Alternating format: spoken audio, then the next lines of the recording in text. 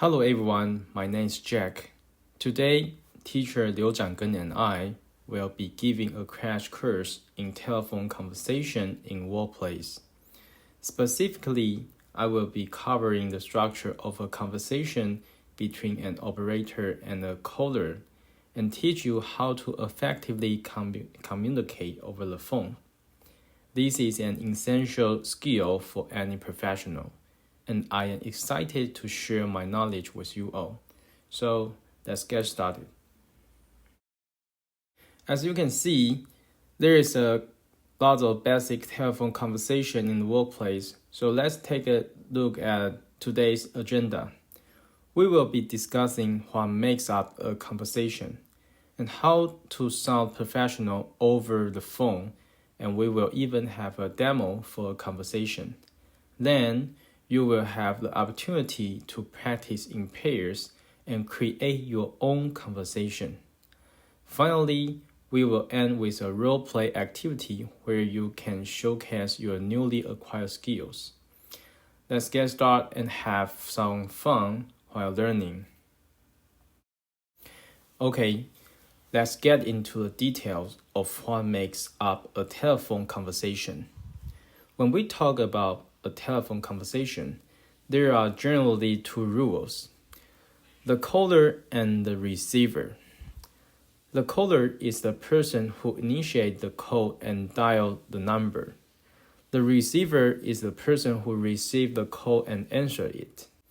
However, there is one aspect that is even more important than these rules, and that is telephone etiquette. Telephone etiquette refers to the set of guidelines and manners that one should follow when communicating over the phone.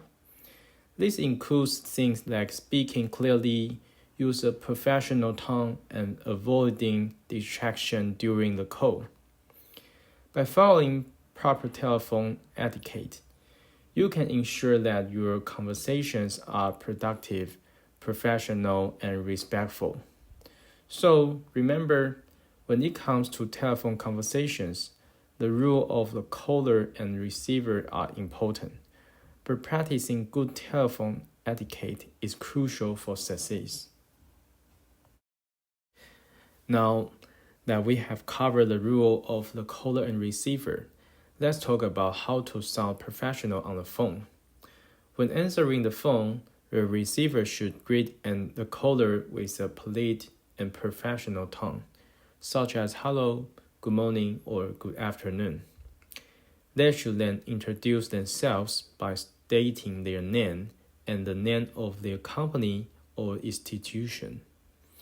On the other hand, when making a call, the caller should also use a professional tone and introduce themselves by stating their name and the company or institution they are calling from.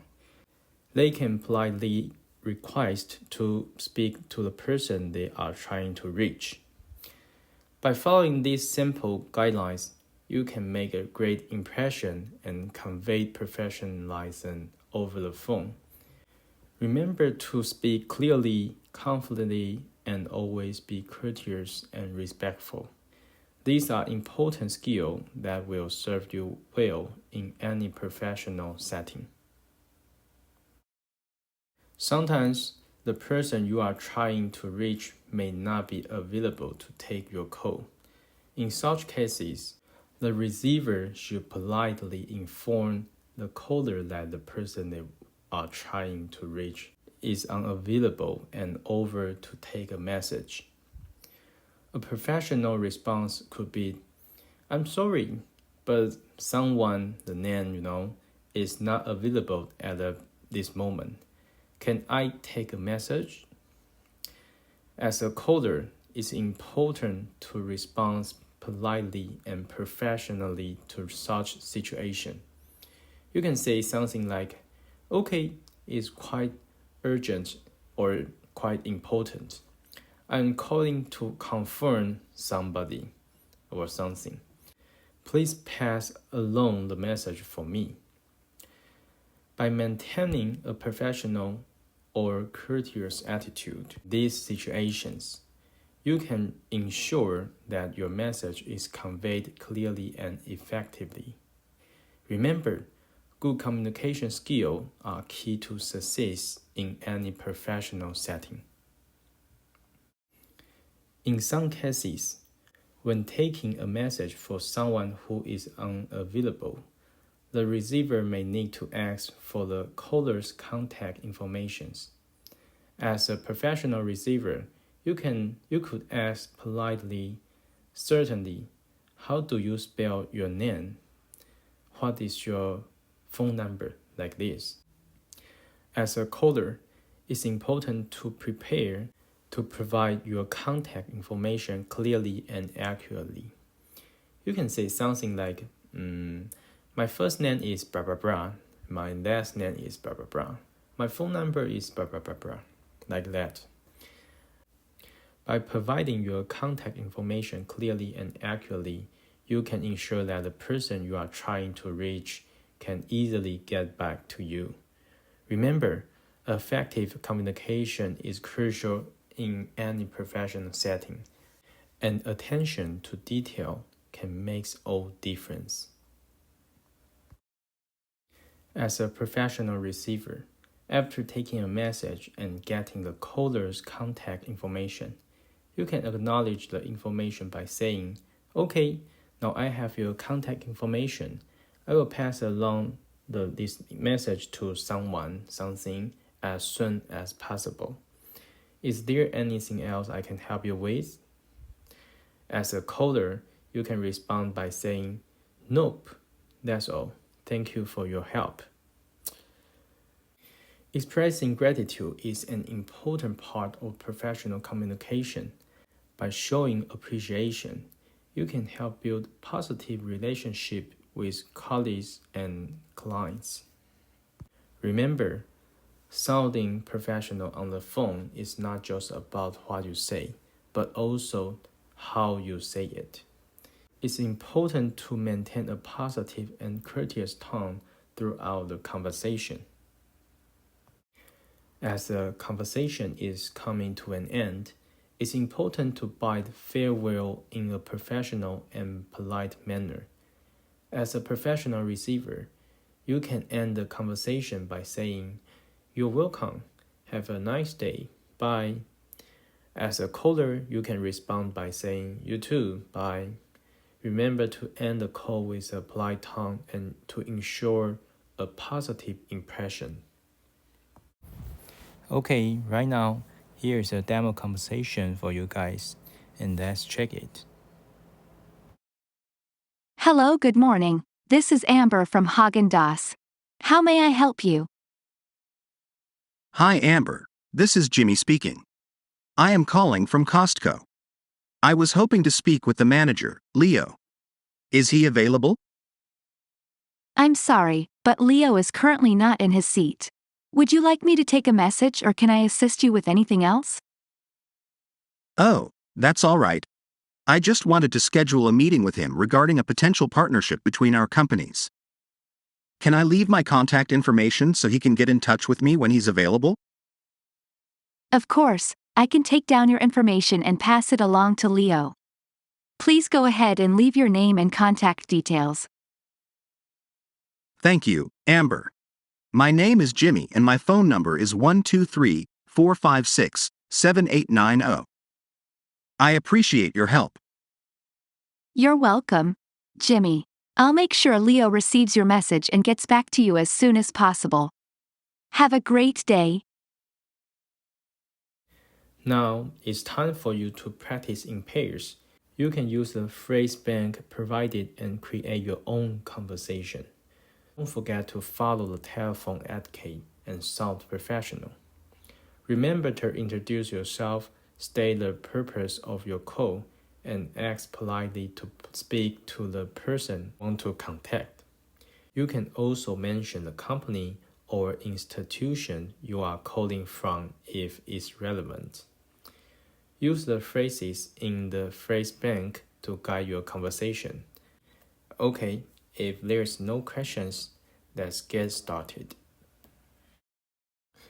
In the previous exercise, we practiced using some common phrases for making phone calls. Now, let's move on to another scenario, making reservations or appointment. When things are easier, you may need to make a reservation for a restaurant or a hotel, or make an appointment with a doctor. In such cases, you can use phrases like, I would like to make a reservation, please, or I would like to make an appointment with your name, like Dr. Jack. If you need to reach a specific person, you can say, could you put me through the extension number, blah, blah, blah, please. And if you need to put the caller on hold, you can say, could you hold on a moment, please? Or just a moment, please. Finally, when you are ready to connect the caller to the phone, they want to speak with you, you can say, I will just put you through. Please wait. Now, let's practice using these phrases in pairs. Okay, next one. Now that you are comfortable with making simple phone calls, let's move on the more complicated situation. Sometimes you may encounter a situation where you can't hear the other person very well, or you need to ask them to repeat themselves. In those cases, you can use phrases like, I'm afraid I cannot hear you very well, or would you mind speaking up a bit, please? If you are trying to take a message, you can ask for the caller name and number by saying, can I take your name and number, please? Or, could you ask blah blah blah the name to call me back? Remember, it's important to always confirm the spelling of their name and the phone number to avoid any misunderstanding. Okay, if there is no doubt, let's move on to the next slide. The last one. We have covered a lot of ground on telephone etiquette, and now it's time for your showtime.